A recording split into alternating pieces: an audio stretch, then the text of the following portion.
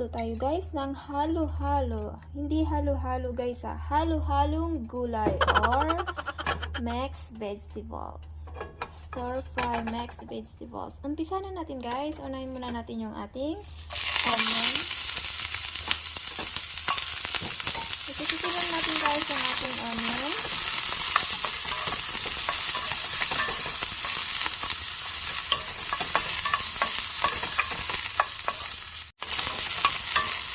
And then, i-add natin yung ating mushroom, guys.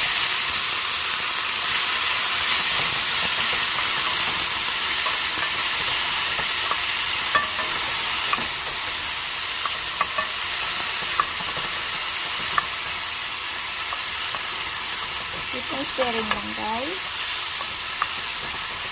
Next is yung ating shrimp. Then, mag-add lang ako ng salt.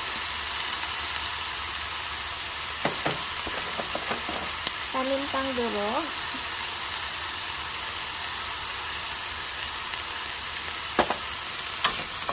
Haluin lang natin guys. Haluin lang natin guys hanggang maluto yung ating mushroom and shrimps. Ayan, okay na yan guys. Tanggalin lang muna natin sa apple guys, and then set aside natin. Ang gagawin natin yung ibang gulay. Tips guys, stir fry natin yung natina nating gulay, saka natin i-mix yung ating mushroom and shrimps. Olive oil yung gamit ko dito guys, so gagamit tayo dito ng garlic. Isusuti lang muna natin yung garlic guys hanggang sa maging light brown. Pwede na yan guys, i-add na natin yung ating broccoli.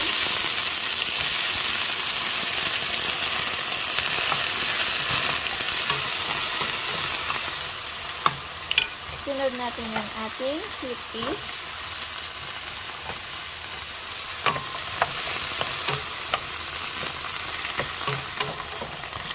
Takpan lang natin guys, mga 2 minutes guys. Saka natin i-add yung iba pang vegetables. Ito ng 2 minuto guys. Haluin lang muna natin.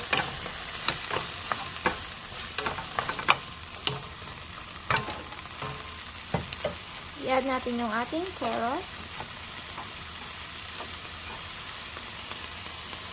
And then yung ating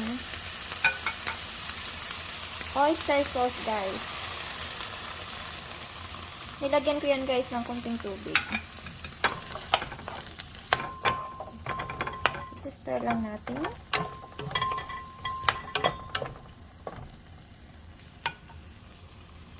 Mag-add tayo dito guys ng konting tubig.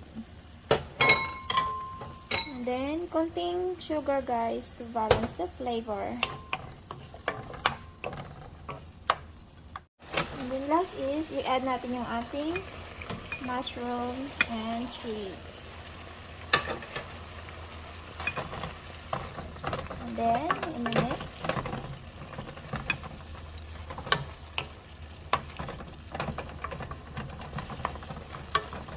Huwag natin i-overcook yung ating gulay guys. Tulad ng broccoli, tingnan nyo guys. Yan, nakikita nyo paano baka green pa guys. Masarap kainin guys yung gulay na may pagka-crunchy. Ayan. Nag-add ako dito guys ng cornstarch.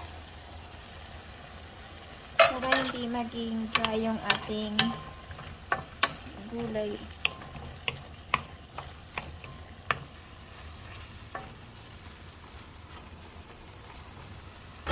Na guys, luto na yung ating stir-fried mixed vegetables.